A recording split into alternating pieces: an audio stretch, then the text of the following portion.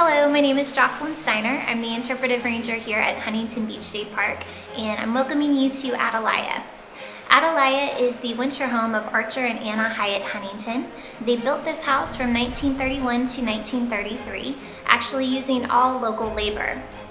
One of the reasons why they settled here in South Carolina was because Anna was suffering from tuberculosis in the early 1920s. They needed a warmer climate for her to spend her winters. They were actually living in New York at the time. So they came down here, fell in love with South Carolina, and decided to build. At the time that they were building Atalaya, they were also building Brookgreen Gardens right across the street. They utilized all local labor. They also taught a lot of the local residents how to construct a building in this way, in the Moorish style, and they gave them valuable skill sets that they could take and use for the rest of their lives.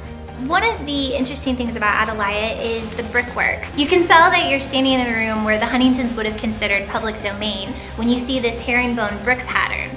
All of the other rooms have just a straight brick pattern, but when you're in the library, the breakfast room, the dining room, the sunroom, and the foyer, these all have a much more decorated brick pattern. So this is actually where the Huntingtons would have invited their guests. In fact, we actually have oral histories from some of the employees of the Huntingtons that they were invited to the foyer to have tea.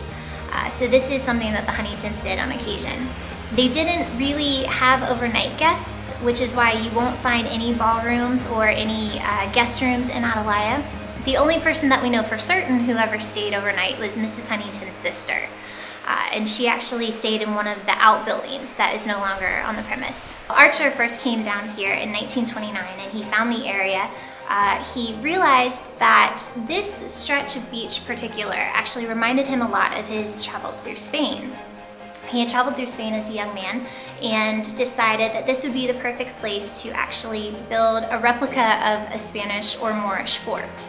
And that's why Atalaya has the distinctive architecture it does today, because Archer was basically recreating what he remembered on his travels. Atalaya has a lot of whimsical details, so it's not an exact replica of the forts you see along the Spanish Mediterranean coast, but it is very close. It has a two-part plan with two courtyards. It has a central hallway that we call the covered walkway you walk through. It has small rooms kind of in a horseshoe shape all around the perimeter of the house, and it has these really beautiful iron grill works on the windows.